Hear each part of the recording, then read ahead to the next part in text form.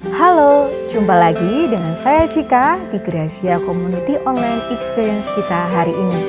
Senang sekali bisa menjumpai Anda semua pada hari ini dalam ibadah spesial Pentakosta. Terima kasih baik Anda yang Kristen maupun Anda yang bukan Kristen yang menyaksikan tayangan kami ini.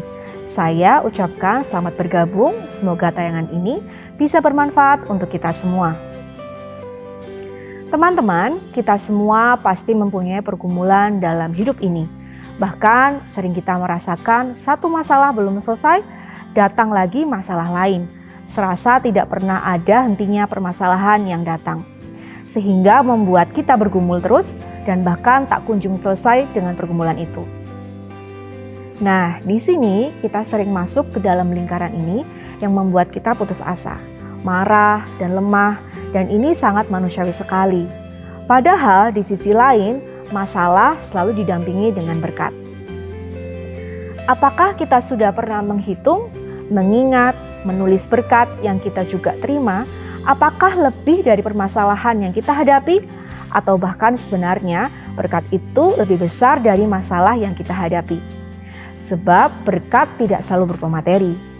Pernahkah Anda hitung apa yang sudah Tuhan kasih ke kita? Bisakah kita mengucap syukur? Kita akan lihat jawabannya di mana sebentar lagi Pastor Esra Sutopo akan menyampaikan kebenaran firman Tuhan untuk kita semua dengan judul Ketika Doa Meminta dan Tambah Stres. Namun sebelumnya Leti Samai akan menyapa kita semua dan dilanjutkan dengan rekan saya Bianca, Lukas, dan Agnes bersama GCC Band akan menyanyikan sebuah lagu. Dan untuk informasi, tayangan khotbah dan pujian hari ini adalah rekaman ibadah minggu lalu dan semuanya telah mematuhi protokol kesehatan yang ketat. Jadi, jangan kemana-mana dulu ya, tetap stay tune di channel ini. God bless you. Selamat sore Bapak Ibu Saudara-saudari semuanya. Ketiadaan belas kasihan itu bisa saja dialami oleh kita semua. Baik itu yang memberikan belas kasihan ataupun yang menerima belas kasihan. Saya bisa merasakan betapa tidak enaknya jika kita membutuhkan pertolongan, tetapi justru diabaikan dan ditolak. Beberapa tahun lalu, ketika bapak saya mendekam di penjara selama 2 tahun, kami mengalami perjalanan hidup yang sangat sulit. Sulit makan, sulit bersekolah, menjadi tidak layak, seperti anak-anak sebatang kara yang tinggal dengan seorang ibu di tengah kekacauan. Dihakimi, diabaikan, bahkan ditolak. Tetapi dalam keadaan sulit seperti itu, justru Tuhan memakai keluarga terdekat kami untuk menerima kami kembali.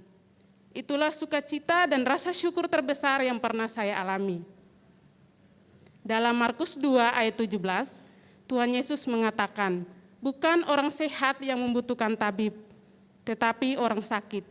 Aku datang bukan memanggil orang benar, melainkan orang berdosa. Tuhan menemukan seorang pemungut cukai bernama Lewi yang duduk di rumah pajak. Kemudian Tuhan Yesus katakan, ikutlah aku. Tanpa berkata-kata, si pemungut cukai ini bangun dan ikut Yesus. Dan hal menariknya, Tuhan Yesus memilih untuk makan di rumahnya. Dan hadirlah para pemimpin agama atau pendeta ahli-ahli Taurat pada saat itu. Mereka berbincang satu sama lain. Kenapa sih Yesus makan bersama dengan orang berdosa dan pemungut cukai? Kemudian Tuhan mendengar dan menjawab, yang sehat tidak butuh tabib, tetapi yang sakit. Aku datang bukan untuk memanggil orang benar, melainkan orang berdosa. Para ahli-ahli Taurat melihat Lewi sebagai orang berdosa yang tidak layak makan bersama dengan Yesus. Tetapi Yesus melihat Lewi sebagai orang sakit yang butuh kesembuhan. Para ahli-ahli Taurat atau pakar hukum Taurat, mereka menerapkan hukum kepada orang Yahudi pada saat itu. Ketika mendapati mereka yang melakukan tidak sesuai dengan aturan yang diterapkan, itu dianggap berdosa dan hina. Oleh sebab itu, ketika mereka melihat Lewi makan bersama dengan Yesus, mereka menganggap Lewi adalah hina dan tidak layak. Sebenarnya mereka tahu Lewi sakit, tetapi mereka tidak melakukan apapun untuk menolongnya. Tuhan Yesus melihat Lewi sebagai orang sakit yang sedang duduk, kesepian, hilang harapan, dijauhi keluarga, ditolak, bahkan dibenci oleh orang sebangsanya. Lewi sebenarnya membutuhkan tabib, bukan diabaikan. Jadi pada saat Lewi merasa berdosa dan tidak layak, justru Tuhan dengan anugerah dan belas kasihan menerima Lewi dan makan bersama dengannya. Bapak, Ibu, Saudara-saudari semuanya, sebagai pesan untuk kita melalui firman Tuhan hari ini, hanya orang sakit yang membutuhkan tabib. Kapan terakhir kali pergi menemui tabib? Jika hari ini Bapak Ibu dalam keadaan sakit, maka carilah tabib untuk menyembuhkan. Bagi kita yang sudah sehat, tanggung jawab kita menemani yang sakit untuk menemui tabib, bukan meninggalkan atau mengabaikan. Bagi yang sudah menemukan tabib, jangan menghalangi orang lain untuk mencari tabib, tetapi tunjukkan kepada mereka siapakah yang membuat kamu menjadi berharga sampai saat ini. Jika tabib itu adalah Yesus Kristus, maka yang perlu kita kerjakan seminggu ke depan dan seterusnya adalah seperti visi dan misi gereja kita tahun ini, yaitu membawa perbedaan dan menjadi teman bagi satu orang. Philip Yancey mengatakan, anugerah itu seperti air yang berada di ketinggian, mengalir ke bagian terendah. Artinya, anugerah Tuhan mengalir ke bagian terendah seperti kita, orang yang tidak layak dan berdosa. Bapak, Ibu, Saudara, kita yang berdosa telah dilayakkan oleh Tuhan Yesus. Maka dari itu, jadilah orang yang layak dan menjadi berkat bagi banyak orang. Sekian refleksi firman Tuhan yang saya sampaikan sore hari ini. Selamat menerima anugerah Tuhan. Tuhan Yesus memberkati kita semua. Berapa banyak yang datang pada sore hari ini untuk situasi yang Tuhan.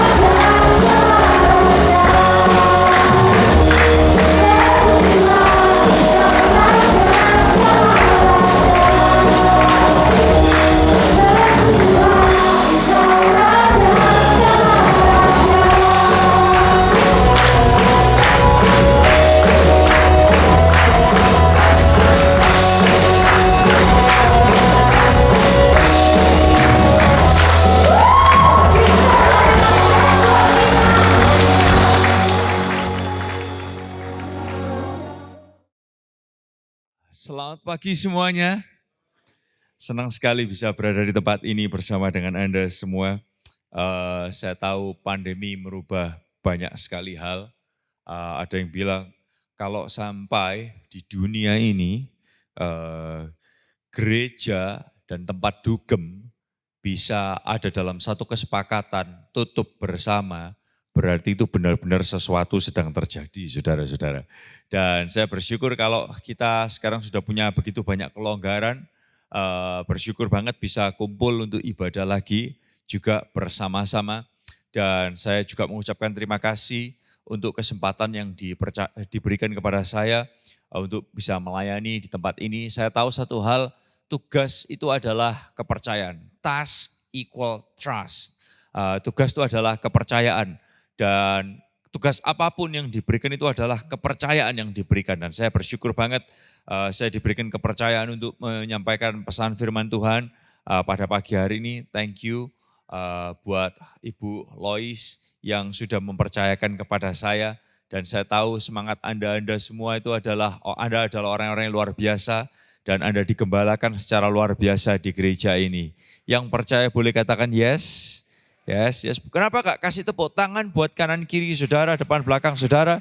Yang punya semangat yang luar biasa untuk bisa kumpul ibadah. Nah, hari ini saya diberi kesempatan untuk menyampaikan di hari Minggu Pentakosta.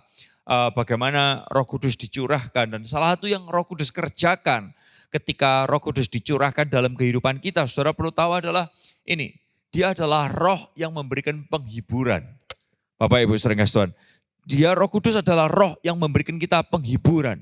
Selain itu Roh Kudus juga adalah roh yang berbicara kepada kita, mengingatkan kita akan hal-hal yang mungkin seringkali kita lupa. Nah, hari ini khotbah yang saya ingin bawakan judulnya adalah ketika berdoa meminta dan tambah stres. Saudara pernah nggak punya pengalaman, Anda punya permintaan kepada Tuhan, doa permintaan saudara nggak dijawab-jawab, dan makin saudara doain doa tersebut, saudara makin kepikiran dan lama-lama makin nggak nyaman. Kalau orang berkata, oh kamu doa supaya menemukan damai sejahtera. Ini ada momennya kita berdoa dan makin kita doakan, itu makin membuat kita nggak nyaman dan makin membuat kita stres. Kenapa? Karena saudara doa punya permintaan, lalu kemudian permintaan saudara tuh nggak dijawab-jawab. Dan saudara kepikiran, aku salah apa? Lama-lama saudara juga bisa kepikiran, apakah Tuhan itu masih sanggup menjawab doaku? Apakah permintaanku lebih besar dan Tuhanku lebih kecil daripada permintaanku? Nah saudara-saudara ini guys Tuhan, saya kepingin ngajak saudara lihat ini bersama-sama. Saya tahu Tuhan itu adalah Tuhan yang besar. Tuhan itu adalah Tuhan yang memikirkan yang terbaik. Mujizat yang terbesar adalah ketika dosa-dosa kita diampuni. Kita mati, kita masuk sorga. Sorga jadi milik kita, itu adalah mujizat yang terbesar buat kita. Yang setuju katakan yes? Tapi dalam hidup ini kita masih menghadapi tantangan demi tantangan. Betul nggak saudara? COVID kemarin merubah banyak hal, bisnis pun berubah. Tantangan hidup terus berjalan, uang sekolah masih terus berjalan, sedangkan anak-anaknya tidak ikut sekolah di onsite, tapi uang gedung sudah bayar, betul saudara-saudara? Ya kan? Sekarang pindah ke online dan artinya di rumah harus siap komputer, termasuk siap internet buat anak-anak kita. Bapak Ibu saudara, tantangannya terus berjalan. Nah saya kepingin saudara bersama-sama, tahukah saudara bahwa gini, Tuhan kita tetap adalah Tuhan yang peduli. Bukan cuma menyiapkan rumah buat kita di sorga. Tapi dia juga peduli terhadap kehidupan kita sehari-hari. Nah Bapak Ibu saudara, saya kepingin saudara lihat bersama-sama. Bagaimana dengan tantangan kehidupan kita? Apakah Tuhan cuma peduli tentang rumah di sorga. Tapi tentang tantangan kehidupan kita dia gak bisa jawab? Ternyata tidak. Tuhan itu peduli banget. Bahkan dia juga menyampaikan lewat tulisannya. Lewat tulisan Paulus kepada kita semua. Nah saya kepingin ajak saudara baca ayatnya sama-sama dalam Filipi pasal yang keempat, ayat yang ke-6. Filipi pasal yang keempat, ayat yang ke-6. Dan saya kepingin ajak saudara membaca ayat ini dari terjemahan bahasa Indonesia masa kini. Oke? Saya kepingin ajak saudara kalau kita baca ayat di atas dan yang di bawah, depan sampai belakang, kanan sampai kiri. Kita baca sama-sama dengan suara yang keras saudara ya. Supaya saudara yang gak pernah baca Alkitab, saudara terbiasa baca ayat Alkitab. Atau saudara yang sering baca Alkitab dan suka baca Alkitab sehari 50 fatsal mungkin. Saya percaya ini juga momen kesukaan saudara. Oke, kita baca ayat ini sama-sama. Filipi fatsal yang keempat, ayat yang keenam. Sama-sama yuk. 2, 3. Janganlah khawatir mengenai apapun. Dalam segala hal berdoalah dan ajukanlah permintaanmu kepada Allah. Apa yang kalian perlukan, beritahukanlah itu selalu kepada Allah dengan mengucap terima kasih. Saudara perhatikan ayat ini. Ayat ini menjelaskan bahwa gini, Tuhan itu peduli terhadap kehidupan kita. Tuhan peduli terhadap tantangan saudara yang saudara harus hadapi. Dia memperhatikan saudara. Bahkan ini boleh kok kita ini punya permintaan-permintaan. Paulus malah menyarankan, sampaikan. Tuhan itu enggak anti dengan permintaan saudara dan permintaan saya. Dia peduli, dia mau mendengarkan. Cuman seringkali gini saudara, waktu kita minta sesuatu hal, lalu kemudian permintaan kita tuh enggak dijawab-jawab. Kita tuh makin fokus kepada satu hal itu dan kita melupakan hal-hal yang lain. Kita fokus banget terhadap permintaan itu sehingga kita melupakan yang lain. Seolah-olah gini saudara, doa kita gak dijawab, seolah-olah Tuhan tuh gak pernah melakukan hal yang baik dalam kehidupan kita hanya karena satu doa ini gak dijawab. Oleh karena itu ayat ini menjelaskan kepada kita ini loh, sampaikan apa yang jadi permohonanmu kepada Allah dengan mengucap terima kasih. Nah saudara, saya tahu buat sebagian saudara berkata gini, Esra, kamu perlu tahu itu masalahnya Alkitab, itu masalahnya pendeta. Gak tahu susahnya hidup, suruh mengucap terima kasih. Tahu waktu kemarin COVID, tahu kemarin dalam momen seperti ini, ada banyak hal berubah, bisnis tutup, tantangan hidup terjadi. Mungkin keluarga saudara kena COVID sampai meninggal dan lain sebagainya. Sebagian lagi cacat. Mengucap terima kasih itu yang nulis ayat itu gak tahu susah dalam hidupnya. Pendeta seringkali gak tahu susah dalam hidupnya. Gak tahu apa artinya tantangan kerja. Bapak Ibu saudara kasih Tuhan, izinkan saya berkata kepada saudara, mungkin itu adalah pikiran saudara. Tapi tahukah saudara waktu Paulus menuliskan ini, tulisan ini, saudara tahu dia lagi ngapain? Bukan Paulus habis makan enak, kumpul sama banyak orang yang support dia selalu. Dan kemudian dia jalan-jalan, dia habis pergi keliling-keliling. Mungkin dari kota-kota besar kan, perjalanan misi Paulus selalu ke kota-kota gede kan, betul kan? Nah, mungkin dia habis keliling dari luar negeri, dia dari New York, dia dari Hong Kong, dia dari mana-mana. Pulang lalu kemudian mengatakan catatan ini. No, tapi waktu Paulus nuliskan catatan ini, sebetulnya dia lagi nulis catatan ini ketika dia ada di dalam penjara. Can you imagine that? Ketika dia ada di dalam penjara, dia nggak tahu kepastiannya. Dia nggak tahu kapan mungkin dia keluar. Di suasana di dalam itu saya nggak tahu. Penjara zaman dulu apakah di zaman itu apakah seperti di Indonesia? Bisa disogok, minta kasur sendiri, bisa minta AC, bawa TV, bawa handphone. Ataukah seperti penjara di Singapura? Orang kaya sekalipun di Singapura, Bapak Ibu saudara kasih Tuhan, penjaranya itu cuman ukurnya lebarnya 1, panjangnya 2 meter. Dan orang kaya sekalipun kamu tidur di sana, tidak ada kata sogok, menyogok, dan disogok. Negara itu bukan negara plus 62, tapi negara plus 65, saudara. Bapak Ibu saudara kasih Tuhan. So, saya yakin suasananya nggak nyaman banget buat Paulus. Ada di dalam penjara. Tapi ini yang Paulus katakan. Ini loh, ini yang dia katakan. Yang dia sampaikan adalah ini. Jangan khawatir tentang apapun. Dalam segala hal berdoalah dan ajukanlah permintaanmu kepada Allah. Apa yang kalian perlukan, beritahukanlah itu selalu kepada Allah dengan mengucap terima kasih, dengan mengucap syukur. Tapi waktu dia ngomong ayat ini di ayat yang ke-6, ini yang keren saudara. Ngapain? Orang susah-susah, lagi punya permintaan, gak dijawab, ngucap syukur. Kalau kita ngelakuin itu, apa yang akan terjadi? Kerennya, dia gak berhenti sampai ayat 6. Ayat yang ke-7, dia ngomong gini saudara. Maka, perhatikan ayat ini. Maka ayat yang ke-7 dia katakan ini. Kalau lu ngelakuin ayat yang ke-6, maka ayat yang ke-7 ini akan terjadi. Kita baca ayat yang ke-7 ini sama-sama ya. Yang di atas dan yang di bawah, yuk sama-sama yuk. 2, 3. Maka sejahtera dari Allah yang tidak mungkin dapat dimengerti manusia akan menjaga hati dan pikiranmu yang sudah. Wow.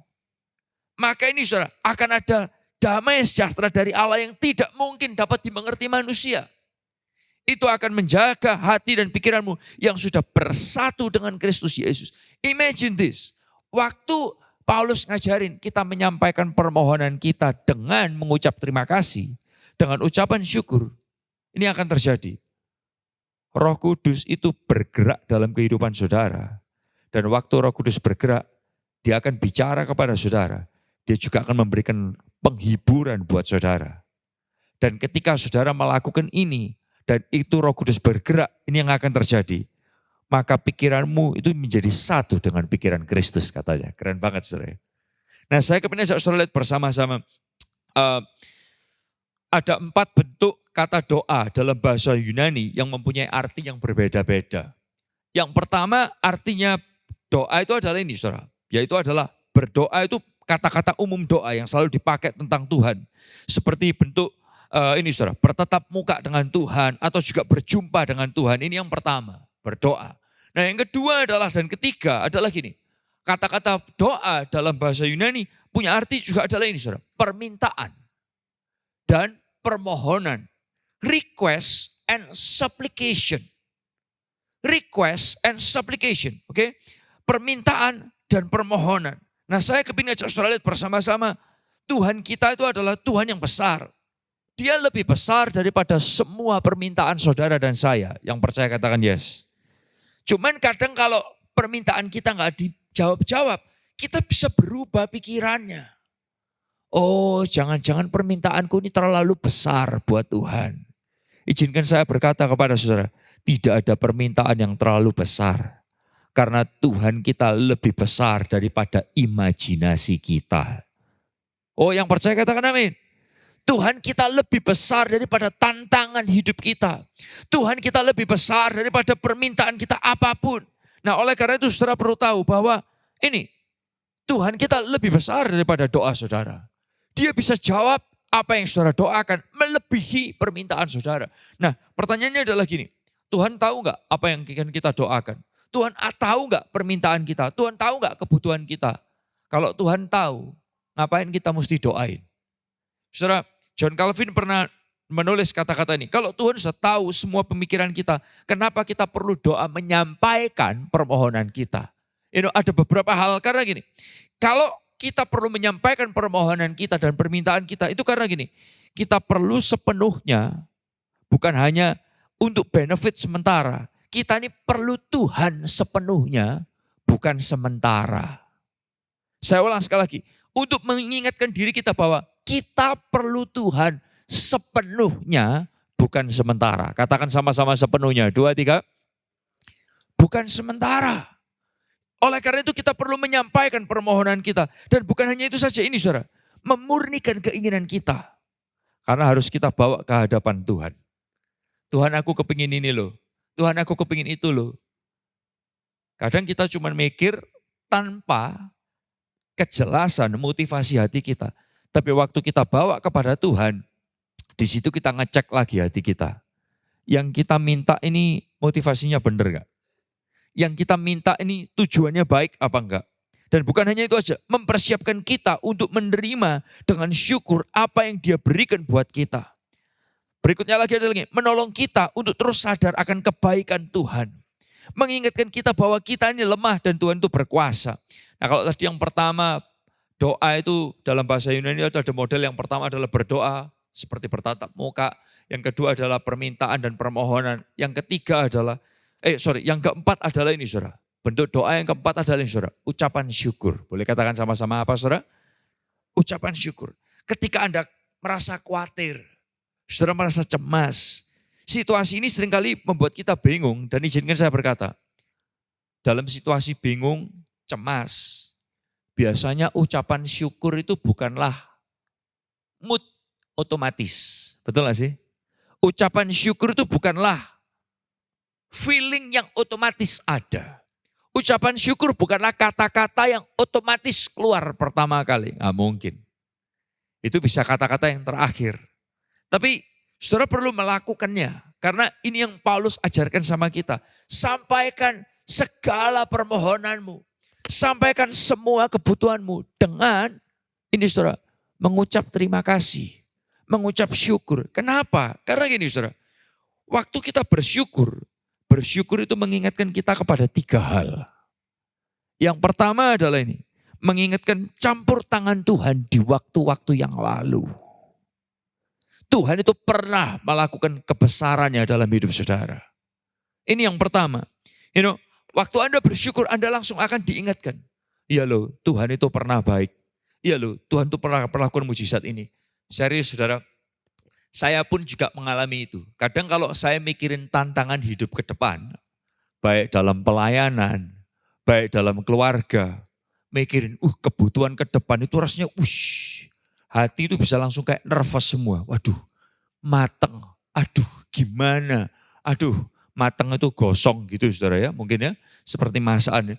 Aduh, nanti gimana? Aduh, nanti.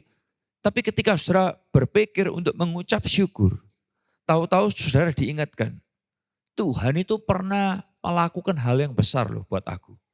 Tuhan itu pernah, Bapak Ibu Saudara Tuhan, tadi malam waktu saya di kereta sekalipun, saya ngobrol sama istri saya mikir ya. Habis gini nanti anak kita, karena anak saya yang gede sekarang usianya 16 tahun. Saudara.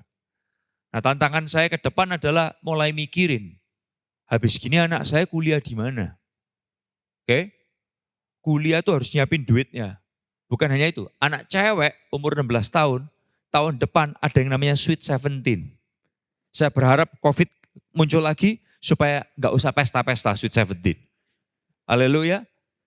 Buat Anda yang bisa menikah di zaman COVID dan punya anak cewek di umur 17 di zaman COVID, bersyukurlah karena Tuhan itu baik buat kehidupan saudara. Anda tahu apa yang saya bicarakan? Itu nge-save duit Bapak Ibu Saudara Tuhan. Mungkin anak saya cewek Claudia 17 tahun bikin Sweet 17, kita bikin di Soteria saja saudara-saudara ya. Nah Bapak Ibu Saudara Tuhan, saya berharap itu menolong pengeluaran keluarga saya. Nah Bapak Ibu Saudara Tuhan, tapi di momen itu saya mikir, aduh saya, gimana kita mikir semua, tahu-tahu dalam pembicaraan itu saya yakin ini adalah Roh Kudus bekerja. Dan ketika Roh Kudus bekerja, dia memberikan penghiburan. Yang setuju katakan yes. Dia berbicara kepada kita dan mengingatkan kita hal-hal yang kita lupa.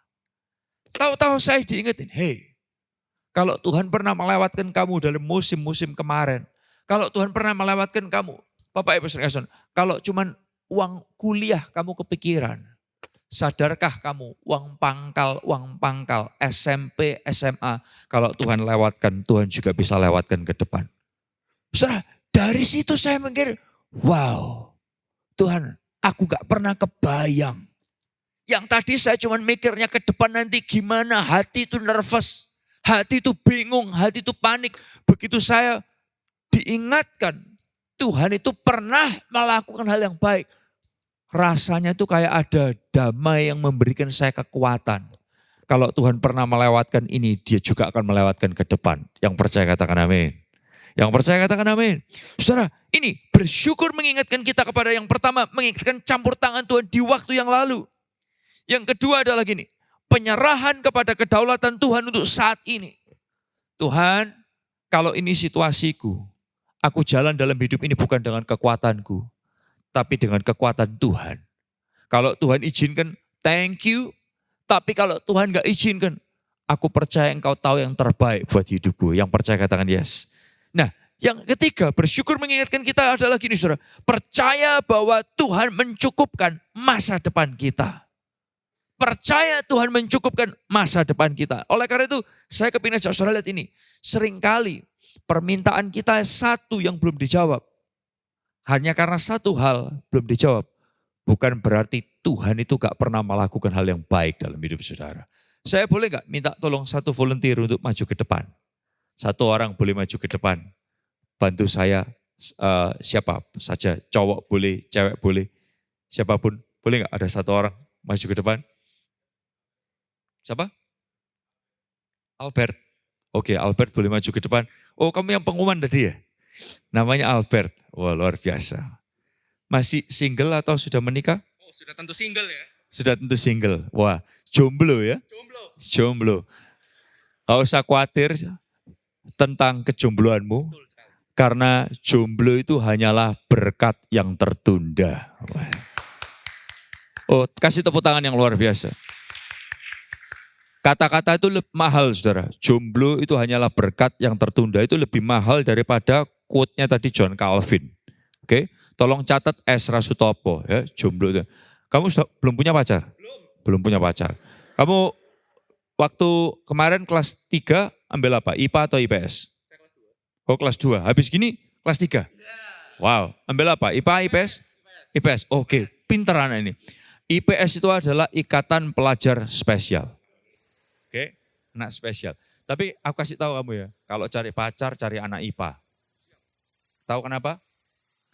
Karena bakteri aja diperhatiin, apalagi kamu. Wes. Catat itu baik-baik, mahal. John Calvin nggak bisa ngomong kayak gitu tadi, mahal.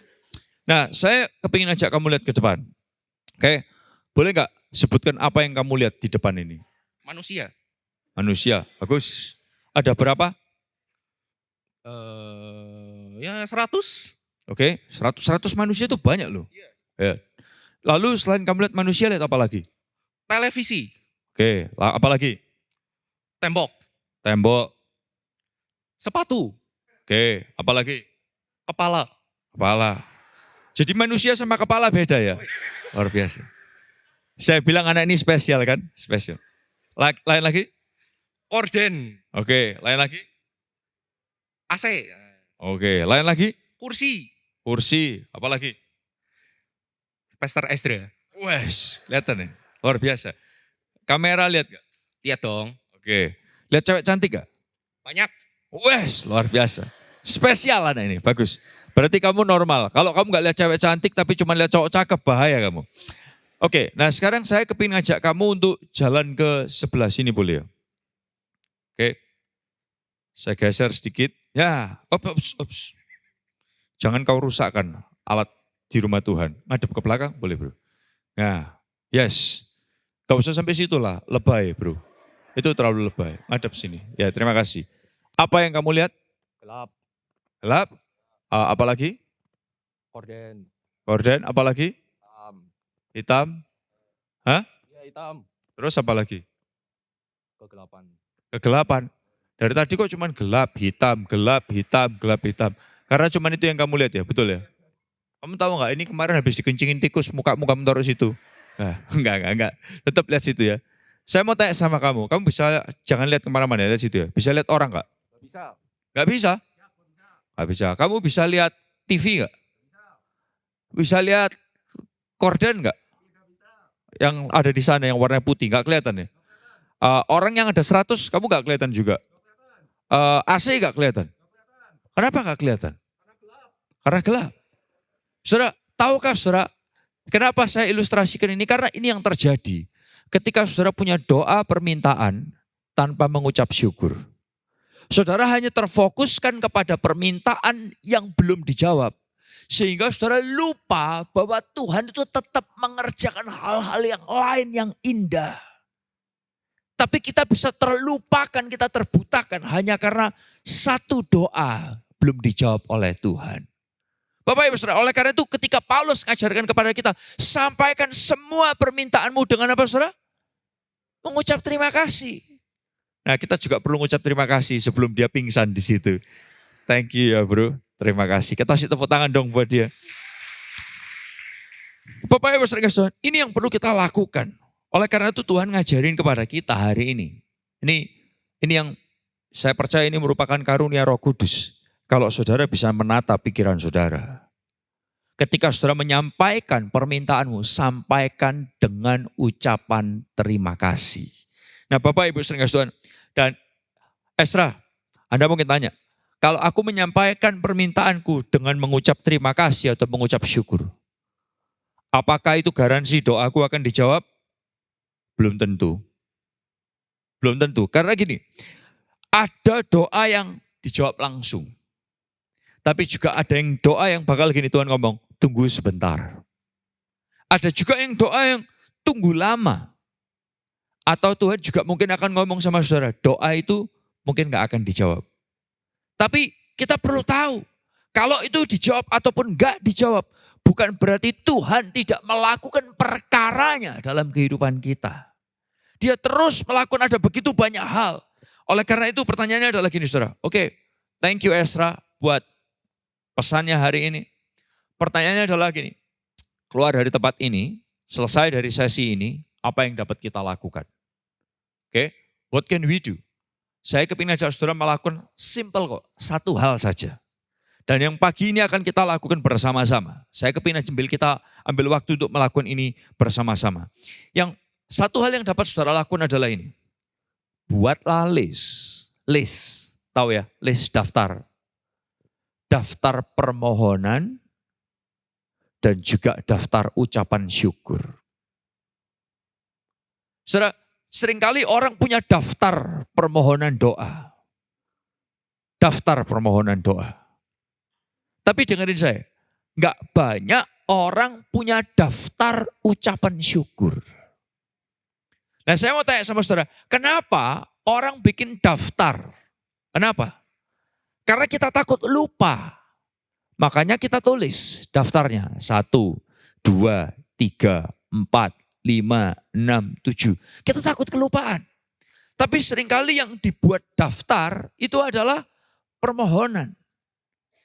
Tapi kita jarang orang bikin daftar ucapan syukur. Padahal yang Tuhan kerjakan dalam hidup kita itu banyak. Seperti yang tadi saudara kita lihat, banyak. Dan kita bisa lupa. Nah pada pagi hari ini, saya kepingin ngajak saudara lakuin ini sama-sama. Saya masih punya waktu 4 menit. Saya kepingin kasih saudara, Anda boleh, kalau saudara bawa catatan, Anda boleh keluarkan catatan saudara. Atau kalau Anda adalah orang yang gak terbiasa catatan, Anda bisa nyatat pakai handphone, monggo, silahkan. Boleh keluarkan handphone saudara. Dan saya ingin kasih saudara waktu 2 menit ke depan untuk mencatat list daftar ucapan syukur. 2 menit ke depan, ambil waktu 2 menit ke depan untuk nyatet. Tuhan itu pernah ngelakuin apa aja buat saudara. 2 menit ke depan. Dan saudara tulis satu persatu. Mungkin perkara besar, mungkin perkara yang kelihatannya biasa. Apapun itu. Saudara tuliskan satu demi satu. Kalau sudah saudara, saya tahu waktu kita nggak banyak, tapi list daftar ini saudara bisa tambahkan ketika saudara nanti pulang ke rumah, atau mungkin nanti setelah saya cerita satu hal lagi, oke? Nah yang kedua adalah saya tahu saudara punya list permohonan doa, tapi let's skip that part. Anda bisa menuliskan list permohonan saudara ketika nanti saudara di rumah. Tapi saya kepingin ajak saudara lihat ini. Suatu ketika ada seorang namanya adalah Corrie ten Boom. Corrie ten Boom ini dia adalah anak pengusaha jewelry dan pembuat jam. Dan di mana dia harus menghadapi zaman Nazi, saudara. Nah dia dimasukkan ke dalam barak di Ravensbrück. Nah di barak itu menyedihkan sekali. Baraknya itu modelnya seperti ini. Oke. Ranjangnya disusun sampai banyak dan orang cuma ditumpuk di sana. Nah yang menarik adalah gini saudara. Di barak tersebut itu kotor banget. Orang tinggal di sana, demikian juga orang buang kotoran di sana. Mandi juga dalam satu ruangan itu jijik banget. Sampai gak ada pengawas yang mau ke situ. Nah, suatu ketika ada pengawas yang disuruh ngecek. Kamu coba perhatikan si Corrie itu sama saudara-saudaranya. Coba perhatikan di barak tersebut kayak gimana. Gak ada yang mau pergi ke sana. Nah, saudara tahu apa yang terjadi? Kenapa kok gak ada yang mau pergi ke situ? Karena terlalu banyak kutu di sana. Terlalu banyak kutu, jijik banget. Nah, karena terlalu banyak kutu sehingga penjaga nggak mau ke sana. Corrie sama saudaranya namanya adalah Betsy. Dia mempunyai keuntungan. Karena penjaga nggak pernah datang. Saudara tahu apa yang dia lakukan? Dia ini ngajain orang untuk doa bareng-bareng. Kita di barak ini kita nggak tahu nasib kita kayak gimana kan. Ayo kita doa bareng yuk. Dari 1 orang diajakin 5 orang, diajakin 10 orang ikut doa bareng dia 15 orang. Bapak Ibu Saudara, banyak orang jadi sering berdoa sama dia. Dari situ Kori sama Betsy mereka bisa cerita tentang Tuhan dan lain sebagainya. Selesai dari barak ini, mereka punya cerita. Ceritanya adalah gini, terima kasih buat kutu. What? Yes, terima kasih buat kutu. Adanya kutu kok diterima kasihin, kenapa? Karena banyak kutu, pengawas gak pernah ngecek mereka. Dan mereka punya freedom, kemerdekaan untuk bisa ngajak orang ngalamin Tuhan secara pribadi. Saudara, ada banyak hal yang Tuhan kerjakan dalam kehidupan kita yang kita bisa mengucap syukur atasnya. Kelihatannya kecil, kelihatannya sepele. Tapi kalau saudara bisa mensyukurinya, perhatikan. Saya tahu kata-kata ini mungkin gak ada di PowerPoint. Ucapan syukur itu membuat hal besar Tuhan jadi nyata dalam kehidupan kita. Hati yang tidak mengucap syukur membuat kebesaran Tuhan itu seolah-olah tidak ada. Tapi mengucap syukur itu membuat kebesaran Tuhan itu jadi nyata atas kehidupan kita. Sebelum saya tutup terakhir, saya kepingin ngajak saudara nyanyi sebuah lagu. Lagu ini mungkin baru. Lagu ini kita rilis di, I think it was awal tahun 2022 ini. Lagu ini punya cerita. Ceritanya adalah gini. Saya punya adik namanya Elisheba dan Max, suaminya. Mereka tuh suatu ketika mereka kepingin punya anak. Karena setelah mereka nunggu, mereka kepingin punya anak, gak bisa-bisa. Mereka pergi ke dokter di Jakarta, mereka cek. Ternyata dokter bilang, wah kamu susah untuk punya anak ini. Karena ada bla bla bla, saya nggak ingat detailnya. Dan dokter bilang kamu harus operasi. Operasi itu ngeluarin duit ratusan juta. Setelah operasi, kamu harus program. Program itu bakal another ratusan juta. Nah, Bapak Ibu saudara sekalian, mereka keluar dari dokter dengan hati yang sangat sedih sekali.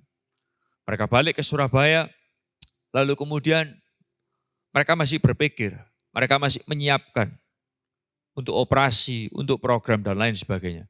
Mereka sudah punya perencanaan, semua harus dirubah semua. Bapak Ibu saudara sekalian, tapi menariknya adalah gini, di tengah jalan sebelum operasi apapun dilakukan, tahu-tahu Elisheba itu ngajak kita video call. Dia mau ngomong sesuatu. Apa? Kita ini bingung. Ternyata dia ngabarin.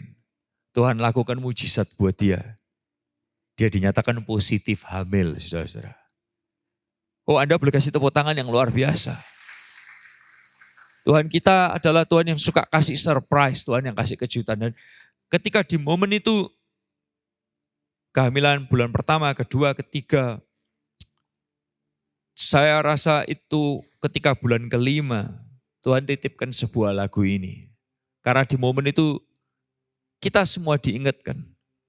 Ada banyak jemaat kita yang juga ngalamin mujizat Tuhan. Di tengah-tengah COVID, di tengah-tengah situasi yang gak nyaman buat banyak orang. Orang bisa merasa bahwa gini, Tuhan tuh ada gak sih? Yang mati COVID banyak. Menariknya gini, maaf ya. Dulu zaman gak ada COVID, yang bikin KKR, yang bikin festival, kesembuhan banyak. Waktu COVID tiarap semua, saudara. Benar gak? Tiarap semua. Mana KKR kesembuhannya gak ada lagi. Orang bisa merasa seolah-olah Tuhan tuh kayak gak ada lagi. Tapi di momen itu kita diingatkan, Tuhan itu bukan berarti berhenti. Dia terus masih melakukan perkara besarnya. Dan ada satu lagu ini yang saya berharap lagu ini boleh bicara buat saudara-saudara semua. Dan lagu ini boleh mengingatkan kita. Tuhan itu adalah Tuhan yang pernah melakukan mujizat. Dia bisa lakukan mujizat dan dia terus akan melakukan mujizatnya buat saudara dan saya. Kita nyanyikan lagu ini bersama. Oh, kasih tepuk tangan yang luar biasa buat Tuhan kita.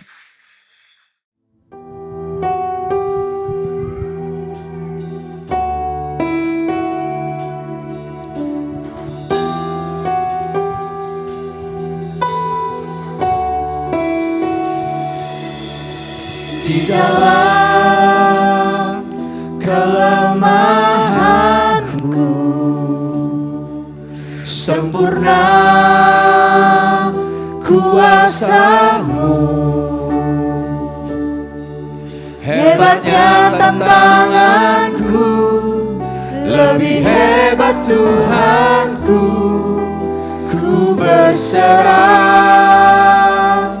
kepadamu yang membelah laut, yang teduhkan badai, yang mustahil pun terjadi karena kuasa-Mu yang pegang hidupku, yang buka jalan bagiku.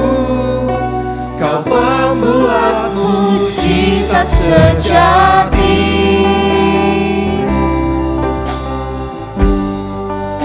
Nyanyikan lagu ini bersama.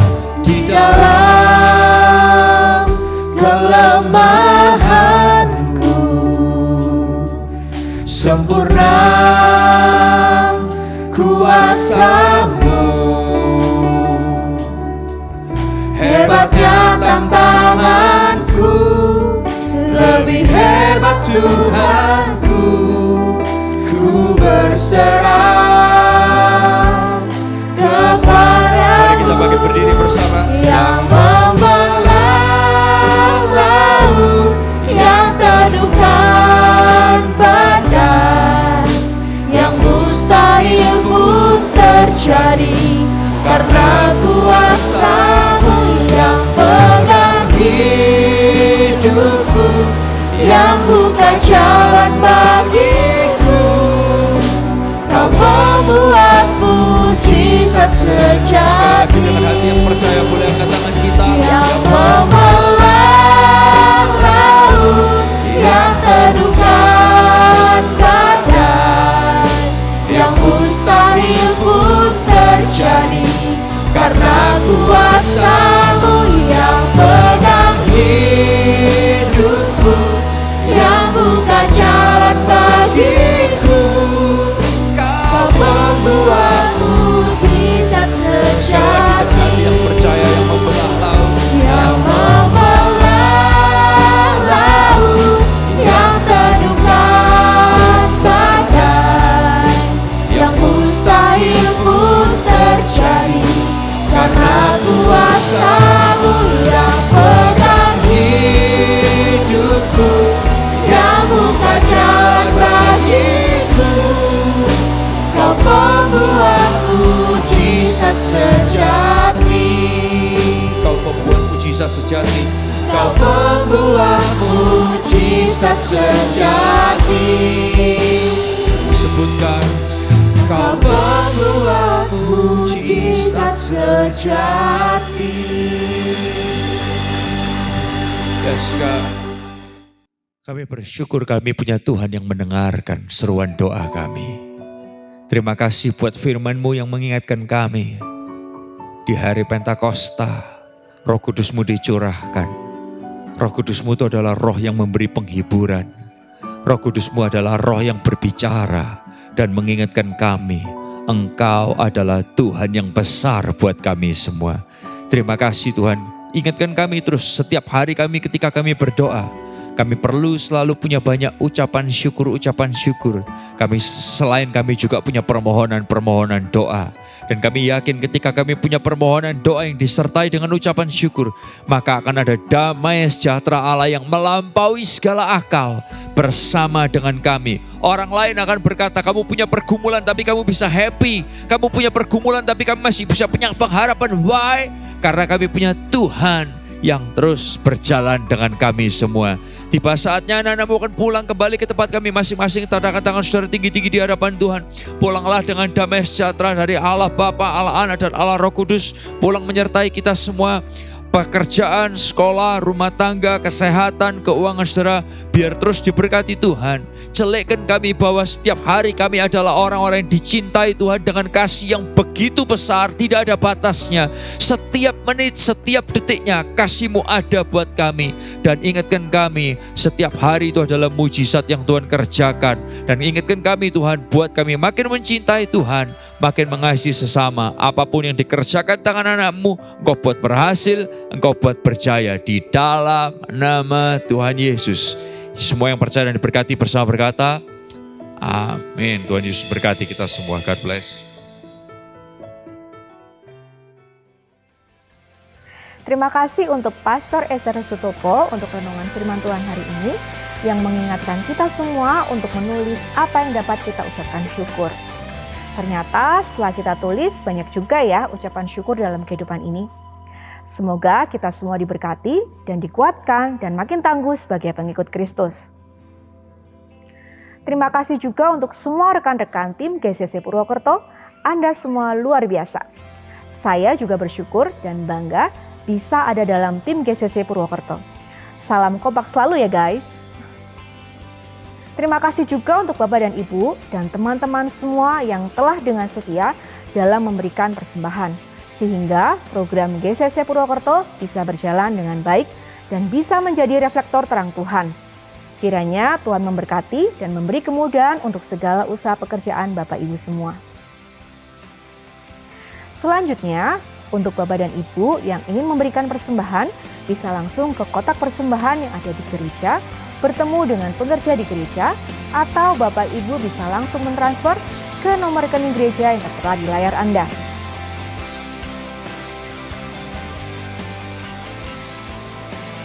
Teman-teman, walau pandemi sudah mereda, tapi mari tetap kita patuhi protokol kesehatan yang ada, yaitu dengan menggunakan masker saat berada di ruang tertutup atau di angkutan umum, cuci tangan dengan menggunakan sabun dan hindari kerumunan. Lindungi diri Anda, keluarga, dan Indonesia. Saya Cika, sampai jumpa lagi di Online Experience kita Jumat depan. Salam sehat, Tuhan Yesus memberkati.